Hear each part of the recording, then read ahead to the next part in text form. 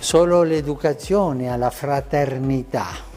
The Vatican is adorned with gold, art, and mysteries, a realm valued in billions governed by a single individual. However, when Pope Francis appeared in 2013, he astonished the globe with his humility rather than opulence. He selected a guest house instead of a palace, a Ford instead of a Mercedes, simplicity amid a vast richness. How can a humble pope manage one of the wealthiest realms on the planet? Let's discover. Jorge Mario Bergoglio was born on December 17, 1936, in Buenos Aires, Argentina, and hailed from modest beginnings. The child of Italian immigrants, he was a chemical technician for a short time before entering the Jesuit order in 1958. Ordained a priest in 1969, Bergoglio gradually advanced within the church, being named Archbishop of Buenos Aires in 1998 and becoming a cardinal in 2001. On March 13, 2013, a milestone was reached when he was chosen as the 266th Pope of the Roman Catholic Church. He was not only the first Latin American and first Jesuit Pope, but also the first to adopt the name Francis, honoring Saint Francis of Assisi, the patron saint of humility and poverty.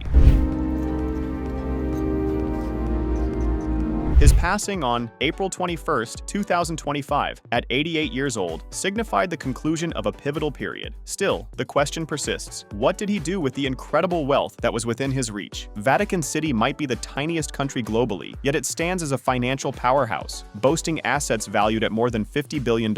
A worldwide real estate conglomerate extends over key sites in London, Paris, and Rome. However, this prosperity is merely the surface of a much larger reality. Underneath the marble floors of Vatican City exists a hidden network of vaults containing invaluable treasures, including some of the most cherished relics in human history. Included is a fragment from the True Cross, the Veil of Veronica, thought to have the likeness of Christ's face, and the Holy Lance, which is claimed to be the weapon that wounded Jesus' side. These holy relics possess an incalculable significance, their genuine value recognized solely by individuals who can enter the Vatican's most secure hidden quarters. Furthermore, there exists an extraordinary collection of art that serves as a tribute to the Church's influence and riches. The Vatican Museums house many of the most renowned masterpieces ever produced: Michelangelo's stunning Sistine Chapel, Raphael's Divine Rooms, and a vast array of sculptures and paintings that cover centuries. These pieces of art alone embody billions in cultural significance, exceeding simple financial worth, and constitute the fundamental foundation of Western art history. However, the treasure continues beyond that. The wealth of the Vatican is also evident in its ceremonial regalia: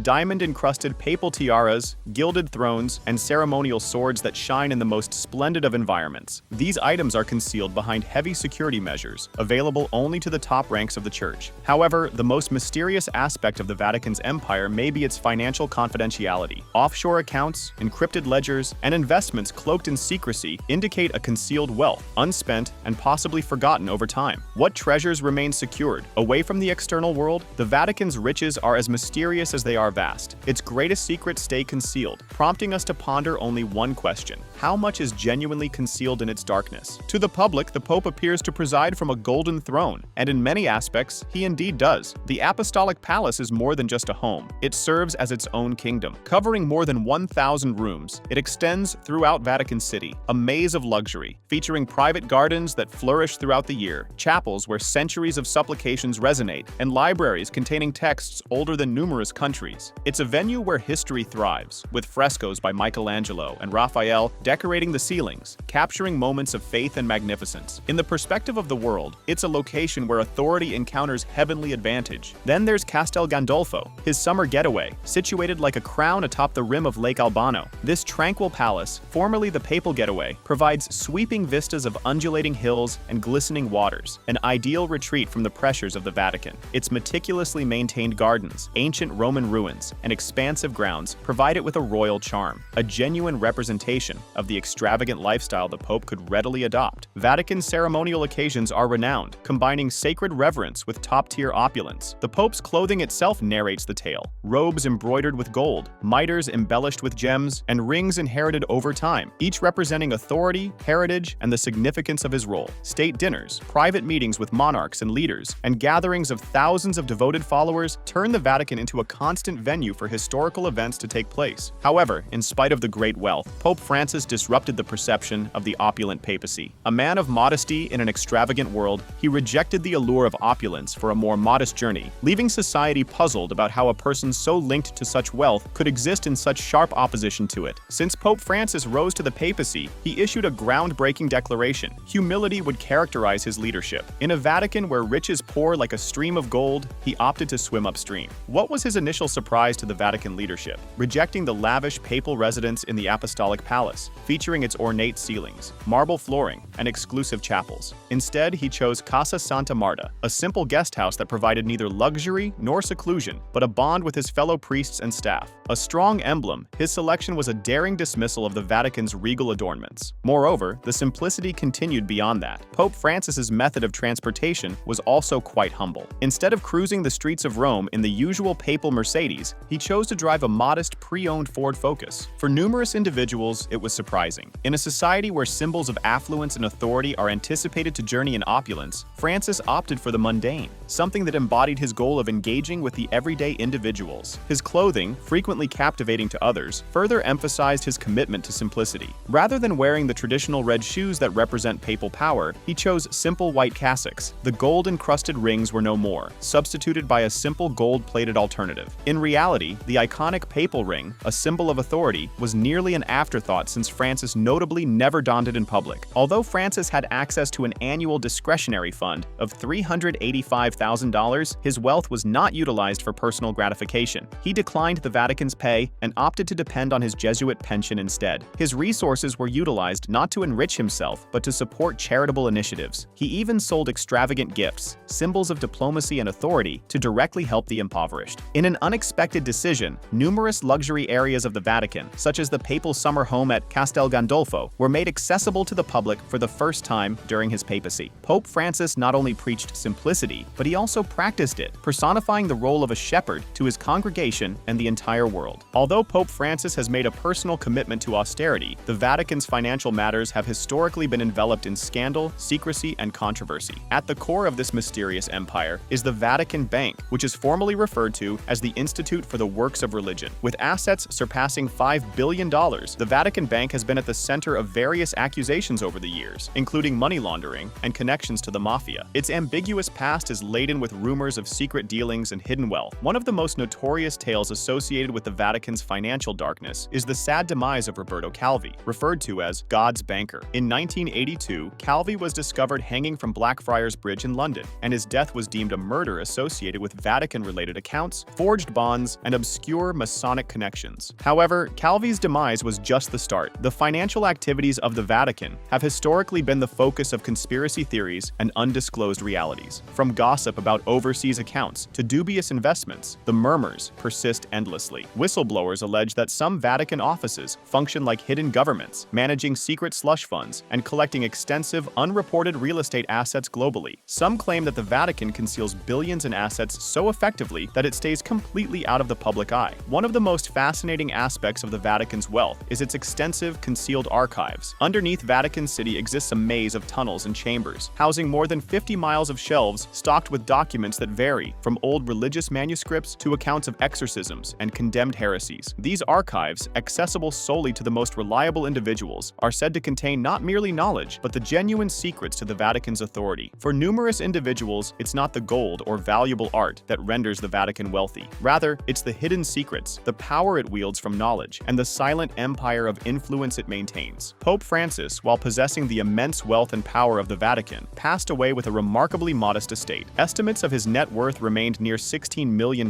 but this amount didn't represent personal assets. It was linked to the papacy. The Pope possessed treasures, art, and properties valued in billions. Yet in terms of personal belongings, he adhered to a vow of poverty, remaining faithful to his Jesuit heritage. When Francis died in April 2025, his loved ones disclosed that he possessed fewer than £100 in personal savings. This was not merely a symbolic form of humility, it represented a deliberate renunciation of material riches. Despite overseeing one of the planet's most esteemed institutions, Pope Francis opted for a simple lifestyle. The Vatican, boasting its vaults brimming with invaluable relics, art pieces, and property assets, sharply contrasted with the lifestyle of the Pope. He possessed the ability to manage significant amounts, access ancient treasures, and generate immense wealth from the Church's assets. Yet he opted for moderation. His leadership centered not on gathering wealth, but on redistributing it, promoting transparency, and emphasizing the Church's spiritual mission. His most significant act in this area was the examination of the Vatican Bank, an action that surprised many and indicated his dedication to reform. He began financial openness and labored relentlessly to combat corruption, leading the Vatican into a new age of responsibility. Nevertheless, in spite of this influential role, Pope Francis never accepted the opulence around him. His genuine wealth did not lie in gold or jewels. It resided in his influence, his capacity to confront the Church, and the legacy he instilled in the hearts of millions. For countless individuals, the Pope will be remembered not for how he utilized his vast wealth, but for how he refrained from doing so, opting instead to embody the principles he advocated with steadfast commitment. The tale of Pope Francis presents a contradiction: a ruler without a title, residing in a gilded palace, yet strolling barefoot alongside the destitute. He governed a $50 billion